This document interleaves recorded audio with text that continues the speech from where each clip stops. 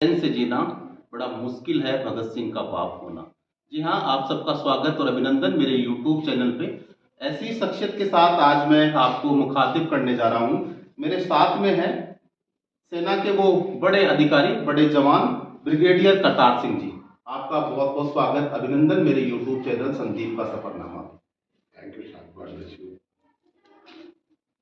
आपने देश सेवा की है, राष्ट्र सेवा की है और आप कुछ अलग मिशन पे चले गए हैं। तो पहला ही सवाल मेरा आपसे ये होगा कि क्या परिचय है आपका, संक्षिप्त में बताएंगे कि जब मैं पंजाब यूनिवर्सिटी में विद्यार्थी था तो मुझे ऑफिसर बनने की कोई चाह नहीं थी, क्योंकि मेरे परिवार से मेरे दादाश्री डीएसओ बने थे, पिताश्री नेवी से आके 10 साल में वापस जमींदार बन गए, तो ज्ञान नहीं था। तो जब मैं कॉलेज में गया तो मैंने देखा सबसे इम्पोर्टेंट आदमी प्रोफेसर होता है, मैंने कहा प्रोफेसर बनूंगा। लेकिन बीच की यात्रा में मुझे एक मित्र मिले जो मेरे कमरे में रहते थे, उनको अंग्रेजी ज़्यादा अच्छी आती भी नहीं थी, लेकिन वो शॉर्ट सर्विस कमीशन का उद्गार हुआ तो उनको कमीशन मिल गया। तो वो आगे मुझे कहने लगे, करतार सिंह यार तू तो इतनी अच्छी अंग्रेजी बोलता है, बीए पास करने से पहले ही तुझे तो ऑफिसर बनना चाहिए। तो मैंने भी शॉर्ट सर्विस कोर्स के लिए अप्लाई किया और मैं पहले अटेम्प्ट में पास हो गया। तो पास हो गया किसान पुत्र होने के नाते, क्योंकि किसान पुत्र ही जय जवान जय किसान बन सकता है, जय किसान जय जवान बन सकता है। तो मैं एक अच्छा सेनानी बना और अच्छे सेनानी के होते हुए मैं अपनी पढ़ाई भी जारी रखी 1998। और जब मैं सोचता था मैं प्रोफेसर बनूं, तो ये दिली इच्छा थी। तो जब मैं रिटायर होने लगा, उससे 2 साल पहले सरकार ने 2 साल की सर्विस बढ़ा दी, सेंट्रल गवर्नमेंट एम्प्लॉय की, मेरी बढ़ गई।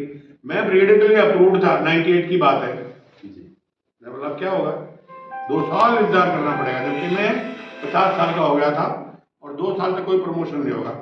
मैंने स्टडी लीव ली आधी तनख्वाह पर और मैं मास्टर्स इन मैनेजमेंट स्टडीज करके आया उस्मानिया यूनिवर्सिटी से, 50 साल का।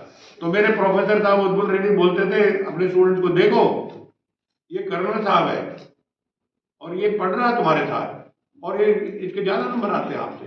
मैं यूनिवर्सिटी में 4th पोजीशन आई नहीं, और मैं एमएमएस जो है भारतवर्ष की मैनेजमेंट पढ़ाने की सबसे हाईएस्ट डिग्री है।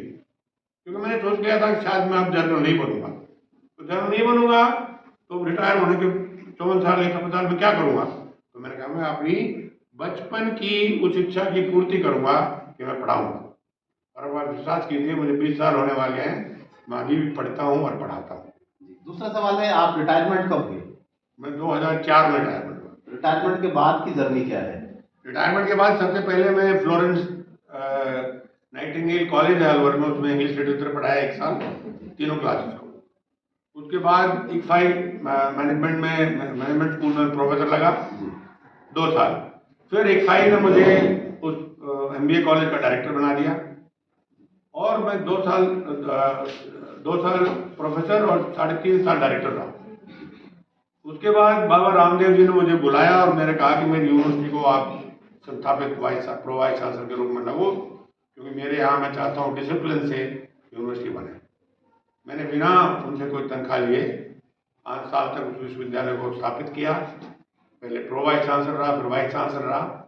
फिर मैंने सोचा कि शायद अभी तो टाइम है, मैं और भी कहीं जाके पढ़ सकता हूँ, लिख सकता हूँ, क्योंकि बाबा के पास वो काम थोड़ा सा ऐसे होने लगा था जैसे मैं उससे थोड़ा सा डिटैचमेंट सा लेवल पे पहुंच गया था कि अभी उसी रूटीन काम को मैं कुछ और भी बड़ा करना चाहता था, कुछ अच्छा करना चाहते हैं और बड़ा शिक्षा में ही। तो मैं श्रीधर यूनिवर्सिटी पिलानी में मैं इंटरव्यू के लिए गया, तो उनका जो सिलेक्शन कमेटी था वो बोला, ब्रिगेडियर साहब आप तो दूसरे किस्म का काम करके यहाँ आए हो, यहाँ कैसे विश्वविद्यालय को चलाओगे। मैं क्या, वो भी विश्वविद्यालय था, वहाँ सब्जेक्ट अलग पढ़ाए जाते थे, जो मेरा काम है वो मैं उसी तरह करूँगा जैसे वहाँ करके आया। आपके मन में ये नहीं होना चाहिए। तो मैं 3 साल श्रीधर यूनिवर्सिटी पिलानी का वाइस चांसलर रहा और 2016 से 2019 तक मैंने उस विश्वविद्यालय को चलाया और उस विश्वविद्यालय को सीधा लाइन पर लगा दिया। मैं वाइस चांसलर के रूप में सेंट पीटर्सबर्ग गया, लंदन गया और सब जगह मेरे पेपर प्रेजेंट हुए। और उसके बाद मेरी फौज ने मुझे बुलाया कि फील्ड मार्शल करियप्पा की कुर्सी के आप चौकीदार रहेंगे कस्टोडियन। ये वर्ड चौकीदार तब तक मोदी जी ने प्रसिद्ध किया था। तो बोला आपका इलेक्शन होएगा, मैं बोला इलेक्शन नहीं लड़ूंगा। फिर बाई नॉमिनेशन मुझे लगाया गया और मैं पूरे 4 साल दिल्ली रह के उस कुर्सी का मैंने फर्ज निभाया। लेकिन दिल से अभी भी मैं टीचर हूँ। जब भी मुझे मौका मिलता है, मिडिल स्कूल में भी जाने का न्योता मिलता है, मैं चला जाता हूँ और मैं पढ़ाता हूँ। एक वन आर्मी मैन की लाइफ और एक सामान्य जो व्यक्ति होता है उसकी लाइफ में बड़ा अंतर होता है, और आपने शिक्षा के क्षेत्र को चुना है, तो जो डिसिप्लिन लाइफ है और जो सामान्य जीवन है उसको आप कैसा देखते हैं? क्योंकि मैं शुरू से ही पढ़ाने लग गया था और मेरा सौभाग्य है कि मैंने सबसे पहली असाइनमेंट लड़कियों के कॉलेज में की। मैंने बहुत अच्छा डिसिप्लिन देखा उधर। लेकिन जब मैं बाबा के यहाँ गया, मुझे हैरानी हुई कि उन लड़कियों के कॉलेज से भी ज़्यादा डिसिप्लिन वहाँ था। फिर तब तक मैं भी कॉन्क्रीट हो गया था कि नहीं, शिक्षा तो डिसिप्लिन से ही आ सकती है। अगर शिक्षा संस्थान में डिसिप्लिन नहीं है, वो अनुशासन नहीं है, चाहे वो सेल्फ क्रिएटेड हो या इंस्टीट्यूशनल क्रिएशन हो, उसके बिना शिक्षा संस्थान नहीं चल सकता। और मैं अपने आप को भाग्यशाली से बताऊं, जिन जिन स्थानों में मैं रहा वहाँ पर अच्छे अनुशासन के साथ मैंने शिक्षा किया।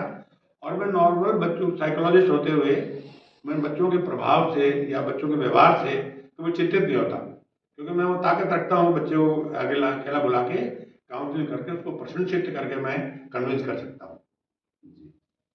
शिक्षा के क्षेत्र में क्या नया या उत्कृष्ट आपका करने का मिशन है? मेरा सबसे बड़ा मिशन यह है कि स्कूल और कॉलेज को जैसे स्कूल और कॉलेज चलाए जाते थे वैसे चलने चाहिए। ये जो ट्यूशन इंस्टीट्यूशन आ गए हैं ना, ये मेरे टेस्ट के मुताबिक नहीं है। हालांकि देश के अंदर ऑफिसर बनने के भी ट्यूशन चल रहे हैं, देश के अंदर IAS ऑफिसर बनने के भी ट्यूशन चल रहे हैं। जो हमको रूल करते हैं वो क्लास भी उनके 2-2 साल तक ट्यूशन चलते हैं।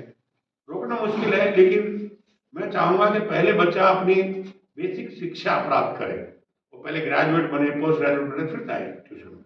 लेकिन ये बच्चे को 8वीं क्लास से ट्यूशन में डाल देते हैं, डमी स्कूल में पढ़ता है, वो डमी ही बन जाता है। मेरी नज़रों में जो बच्चे, हालांकि उनको बाहर की कंपनियों में नौकरी मिल जाती है, अच्छा पैसा मिल जाता है, लेकिन शायद जब तक वो अच्छे विद्यार्थी नहीं बनते, वो अच्छा इंसान बनना बड़ा मुश्किल है। ये मेरी सोच है अभी भी।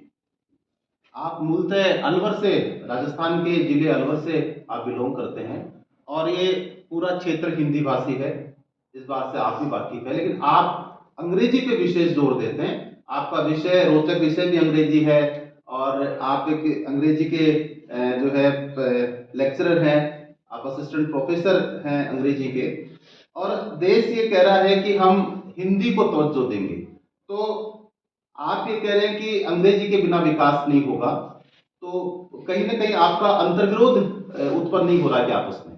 बिल्कुल नहीं।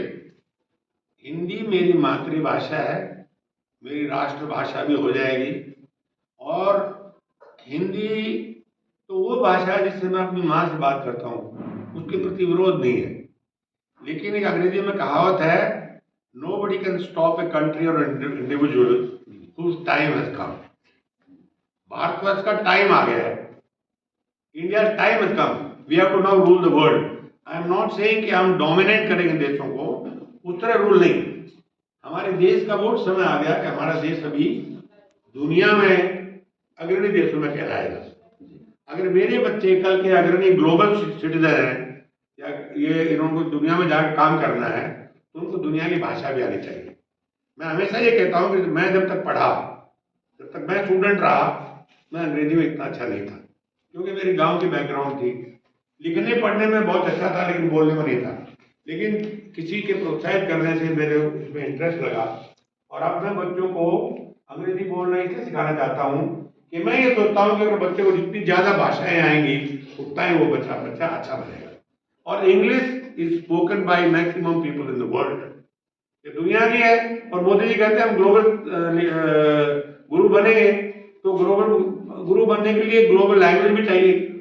इसलिए मैं चाहता हूँ कि अपनी शिक्षा के साथ साथ दुनिया की किसी एक भाषा को, और अगर वो दुनिया की सबसे बड़ी भाषा हो तो उसमें क्या कमी है। इसलिए मैं बच्चों को अंग्रेजी पढ़ाता हूँ, और आज भी अंग्रेजी it is language of international business, it is language of international technology, and it is the language of international communication.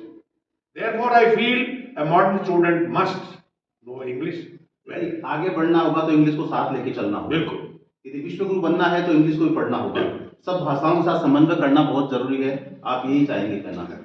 अभी नई शिक्षा नीति आई है, न्यू एजुकेशन पॉलिसी आई है, तो कहाँ आंकते हैं आप अंग्रेजी को नई शिक्षा नीति में? देखिए, नई शिक्षा नीति का एक साइड पर्पज है जिसके लिए हम शिक्षा प्राप्त करते हैं। जैसे लड़कियों को माँ बाप किस लिए पढ़ाते हैं कि हमारी बेटी अपने पैरों पर खड़ा हो। पुराने जमाने में लड़की को इसलिए पढ़ाया जाता था इसकी सगाई हो जाए, शादी हो जाए। अब बच्ची को पढ़ाते हैं कि हमारी बेटी अपने पैरों पर खड़ा हो। अपने पैरों पर खड़ी होगी तो वो कमाई करेगी, उसको दुनिया में वो उस चीज़ का फिक्र नहीं रहेगा कि मेरा जीवन कैसे बिता जाएगा, और ताकि उसको उस तरह कामयाब किया जाए कि वो नौकरी करे, अपने पैरों पर खड़ा हो, देश को कंट्रीब्यूट करे। ये मैं बताना चाहता हूँ कि ये नई शिक्षा नीति के साथ ये नहीं है कि इंग्लिश नहीं पढ़ना है। वो तो खुद कहते हैं कि ऐसी पढ़ाई करो जिससे बच्चे को एम्प्लॉयमेंट मिले। उनके कोर्सेज अमेंड हो गए हैं, ड्यूरेशन अमेंड हो गई है, कभी भी आप छोड़ के कहीं भी किसी फील्ड में जा सकते हो, डिप्लोमा ले सकते हो, 2 साल के बाद छोड़ सकते हो। वो इसलिए है कि उनको नौकरी मिले, व्यवसाय मिले, थोड़ा बहुत काम करें। अंग्रेजी की महत्वता आने वाले समय में कम नहीं होगी, चाहे वो ओल्ड एजुकेशन पॉलिसी हो चाहे न्यू, क्योंकि it connects you with the world. Language connects, मानते हैं कि नहीं आप? इंसान को इंसान से 2 चीजें कनेक्ट करती है, भाषा और भावना। अगर मेरी आपकी भावनाएं मिलती है तो हम अच्छे मित्र बन सकते हैं, और मेरी आपकी भाषा मिलती है तो हम अच्छी तरह कम्युनिकेट कर सकते हैं। तो दुनिया से कम्युनिकेट करने के लिए अंग्रेजी पढ़ना जरूरी है। मैंने सुना है कि आप अब अपना पूरा जीवन समर्पित करेंगे समाज को लेकर, और वो समाज में मुख्य रूप से आप शिक्षा को समर्पित कर रहे हैं। तो आप आज यहाँ श्री तेजल शिक्षण संस्थान महिला महाविद्यालय में पहुंचे हैं। आपने बच्चों के साथ में संवाद किया है, अंग्रेजी विषय को कैसे डेवलप करें और उसके फोबिया को कैसे मिटाए, उसके लिए आपने बच्चों के लिए विशेष सेशन रखा। अब आगे की जर्नी ऐसी रहेगी, आज ये विद्यालय है, महाविद्यालय है, कल कोई दूसरा महाविद्यालय है। मैंने ये भी सुना है कि मैं पूरा अगला जीवन जो है वो माँ सरस्वती के मंदिर को मैं समर्पित करूंगा। बिल्कुल। मेरे परिवार में मेरे परिवार का टाइम कैसे आया वो माता ने दिलाया, सरस्वती माता ने। और मेरा दृढ़ निश्चय है, एक वक्त किसी ने मुझे कहा था कि स्वामी जी के पास इसलिए गए कि एमपी बनना चाहता है बता। तो उसने मुझसे पूछा तो मैंने कहा हाँ बनना चाहता हूँ, लेकिन बाबा जी तुम मुझे बोलते हो वाइस चांसलर बनो। तो मेरे ध्यान में ये बात है कि इससे अच्छा काम कोई नहीं हो सकता जो मैं कर रहा हूँ, और मैं यही करता रहूंगा जब तक मैं जिंदा हूँ। घुटने में खड़ा होने की ताकत है और दिमाग में सोचने की ताकत है, तब तक मैं पढ़ाता ही रहूंगा, पढ़ता रहूंगा, पढ़ाता रहूंगा। ये मेरे जीवन का ध्येय है। जिस सरस्वती माता ने मुझको, मेरे परिवार को,